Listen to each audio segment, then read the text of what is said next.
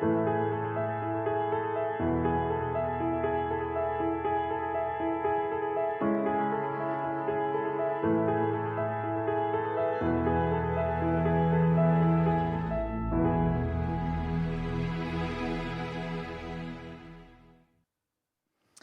and welcome to Faith Matters.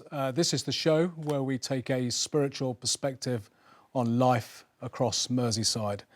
And today we're talking about childlessness and infertility, and our guests in the studio are Lizzie Lowry and Sonya Doragh. So welcome, ladies. Good to see you here today.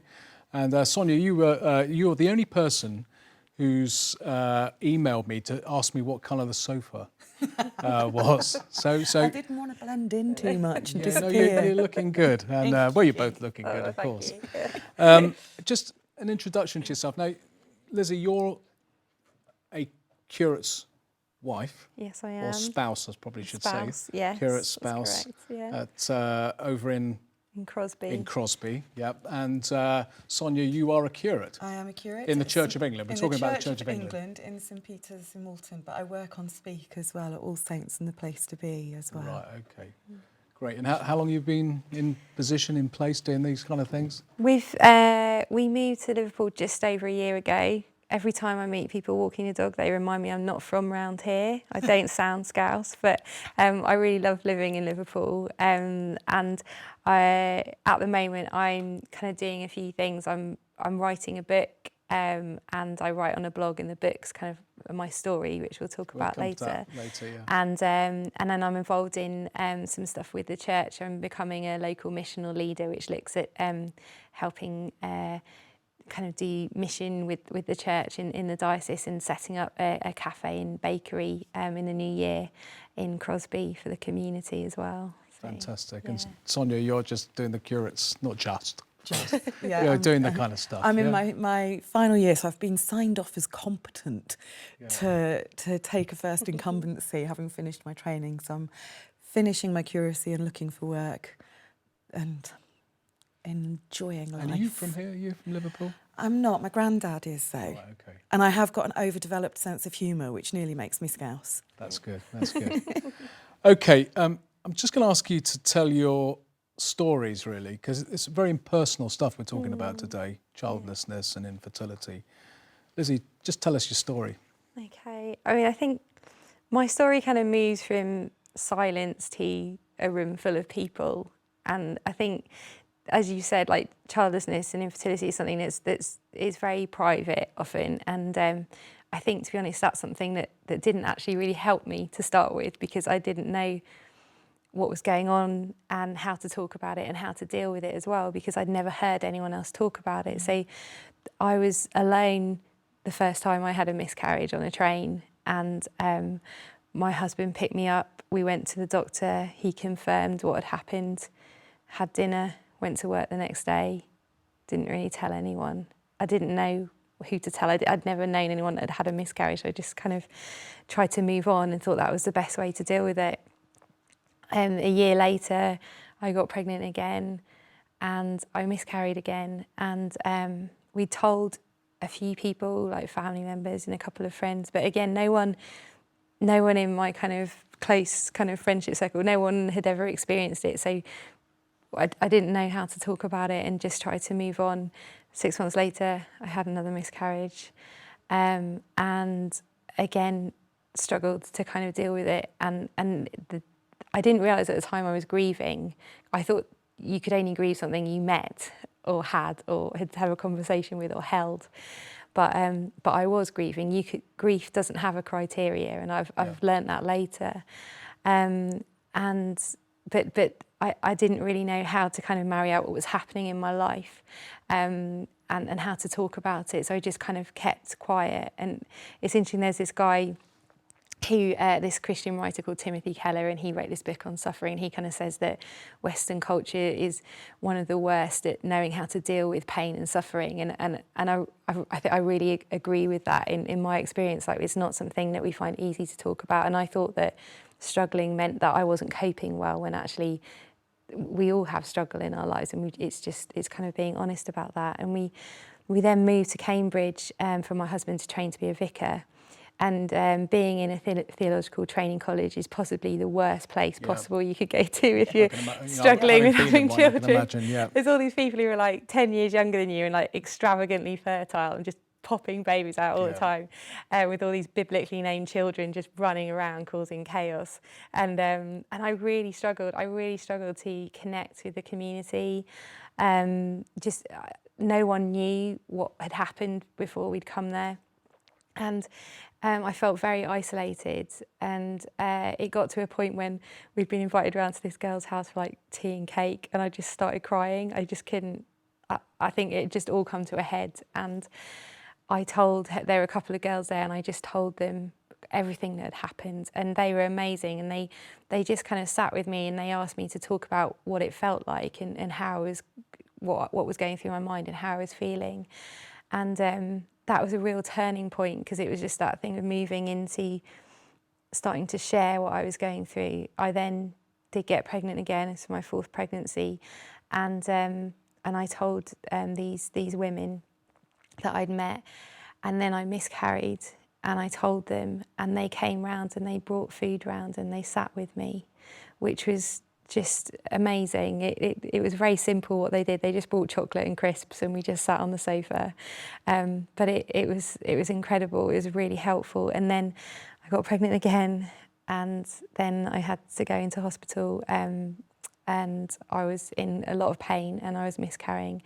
And 2 of the women that who I'd met at the college, they actually came to the hospital, and they witnessed everything that happened. And for me, I'd never been able to really describe what having a miscarriage was like, because you don't want to like go into too much detail, and it varies a lot, but it can be horrendous. And they saw it for themselves, and it gave me a real freedom. It kind of brought authority to the experience that I was having, because they'd seen it. Okay, I don't want to interrupt you, it's but I just want to, this part, we'll come back to some of those things when we talk about the website and stuff, but thanks so much for sharing that. Good. Sonya, tell us a little bit about your experience. My experience has been full of grief, like Lizzie's, but a very different journey.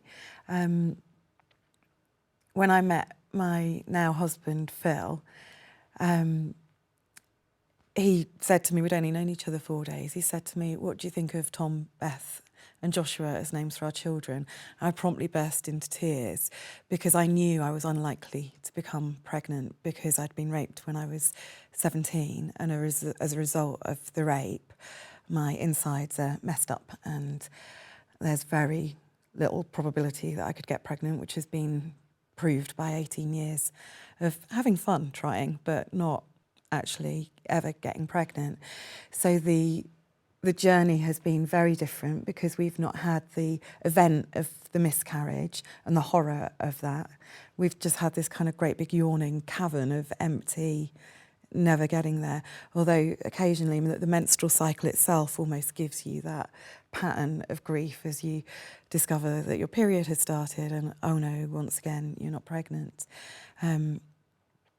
Again, very similar to Lizzie, finding at the beginning you just didn't want to talk about it. In a way, even saying something to someone else felt like betraying the hope that you had that you might sometime get pregnant.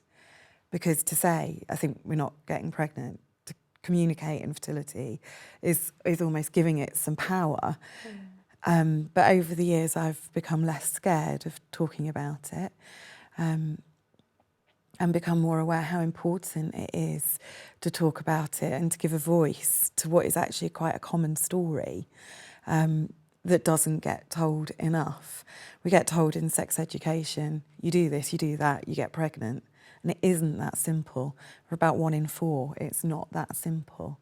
And the grief of it, in fact, the Bible's got a brilliant little verse about there's nothing empty like the tomb or the empty womb. And that sense of emptiness can be overwhelming. And over the years, it changes. At the beginning of our marriage, it was the dominant, feeling, and felt like you'd never overcome it. But you slowly learn to weave it into the rest of life. And you've gone on to adopt children, haven't you? We've got 3 adopted sons who are absolutely wonderful, each in their own right.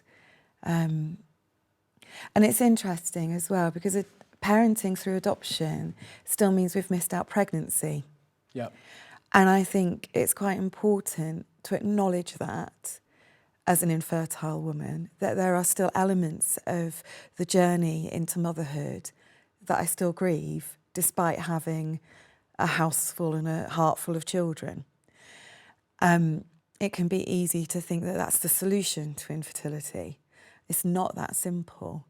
And it's really important to acknowledge that so that your trauma and your loss isn't kind of tried to brush under the carpet and then works itself out with the children.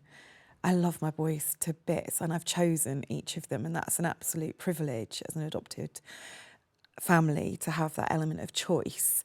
And I'm delighted by that, but it doesn't take away some of the grief that even when I look at them as individuals, sometimes I wish they'd grown in my womb. It might have made their story simpler as well for them. Well, thanks for sharing. We're going to our commercial break in a few moments. When we come back, we're going to talk and just pick up on where you left off, really, Lizzie. We're going to talk about your website and how you got there, and then we're going to talk about the society and the church's attitude to these issues. Explore that a bit further. So join us after the commercial break for Faith Matters, where we're looking at childlessness.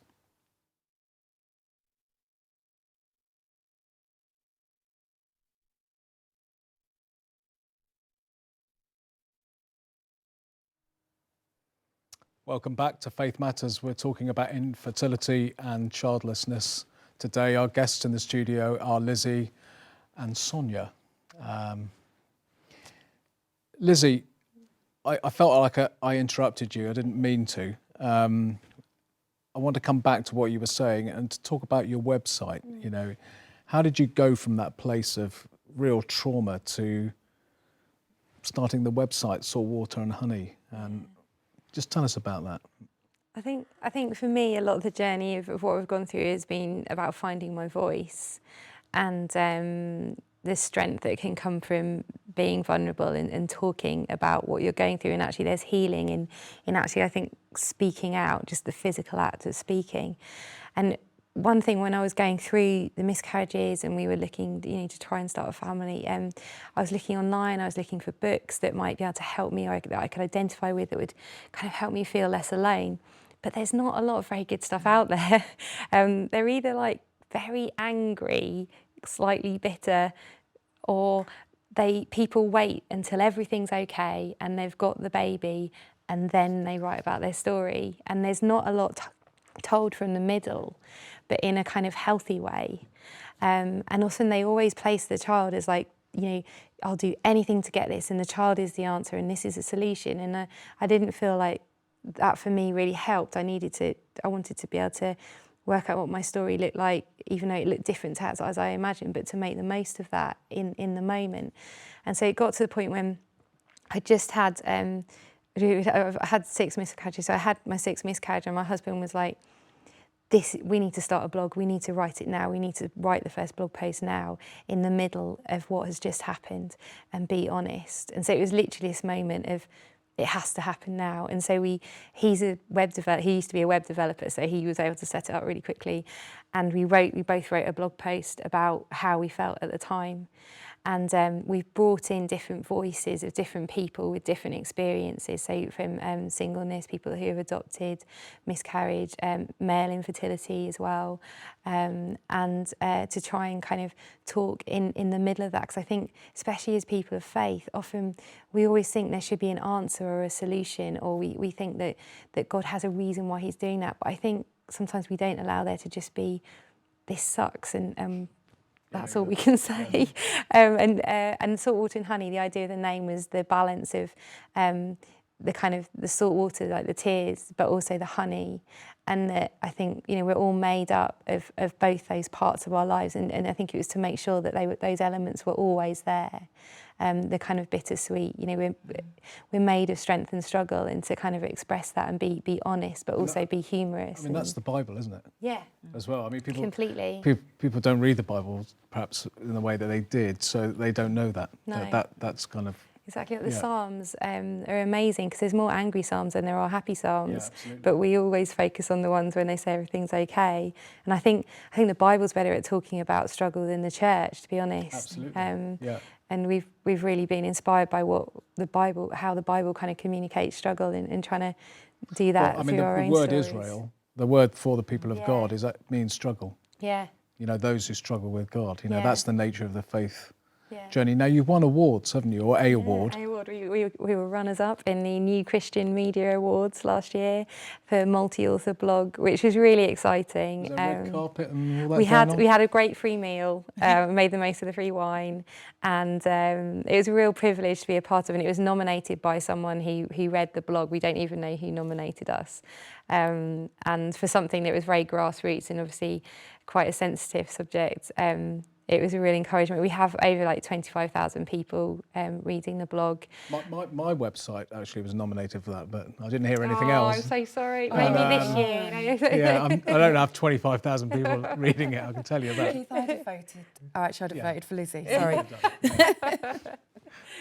But no, it was really great, and there's lots of people contact me through the blog, and I've got friends that I've made through it, people I've met up with, because a lot of people, they're very alone in their situation, and they've found they kind of email and we'll kind of chat and just keep up with how they're going. There's a couple who contacted us through the blog who are running a retreat day in January next year that we're going to be at.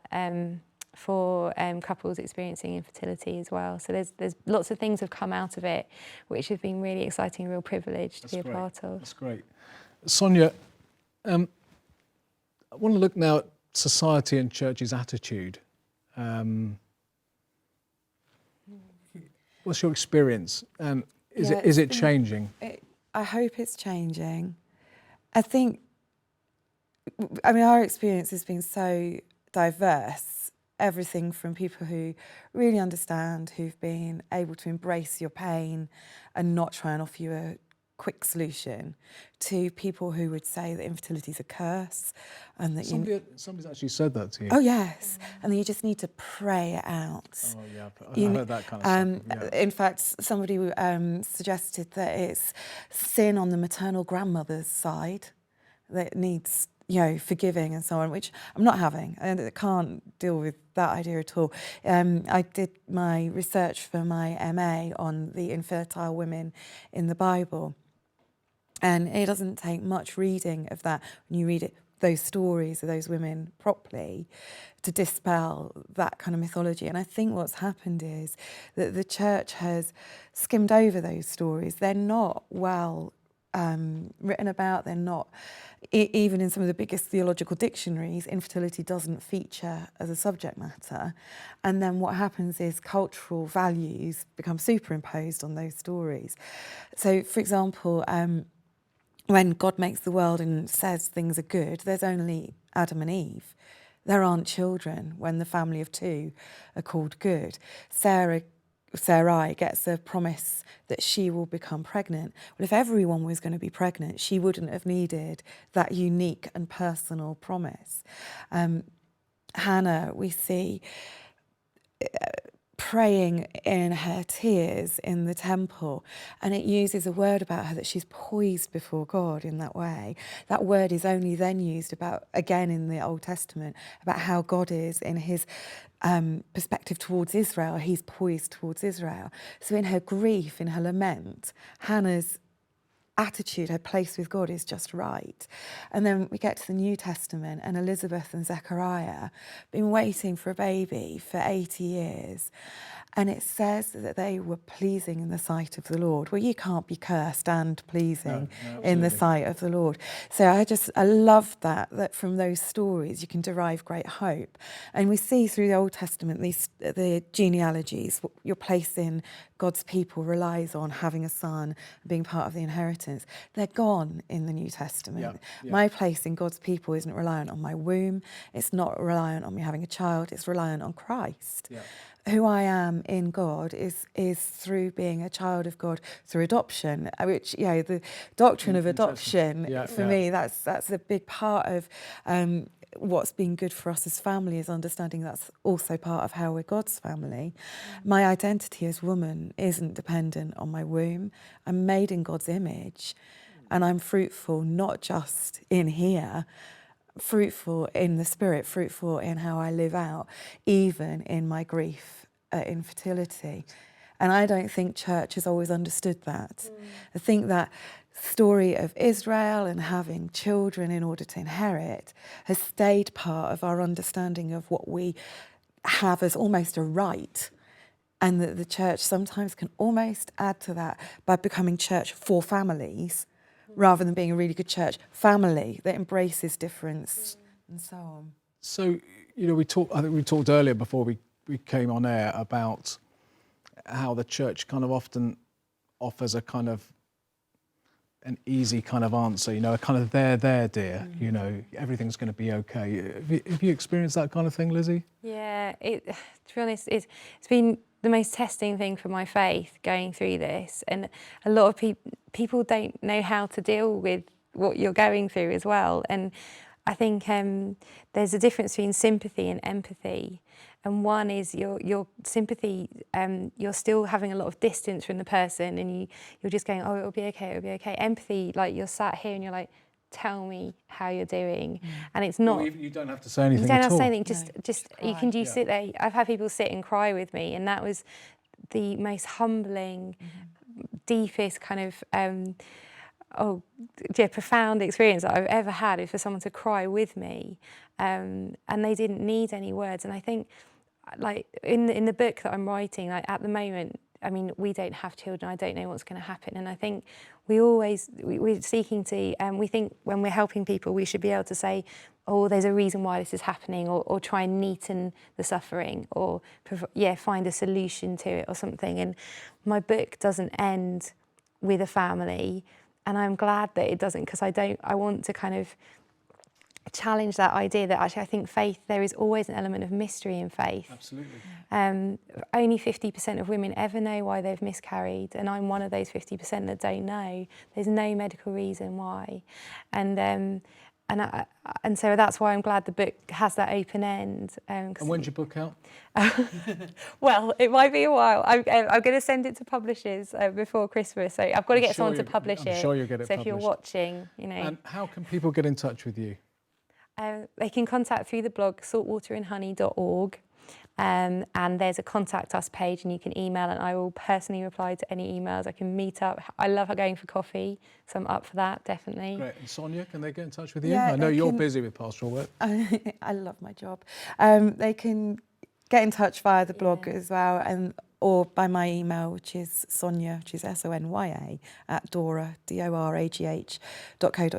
And yeah, like Lizzie says, just really love to hear other people's stories and make the conversation carry on. Thanks so much for coming on. It's been a real privilege having you here. Thanks so much for sharing personally of your lives, and bless you both. Thank you, Keith. And thank you. Join us again for Faith Matters.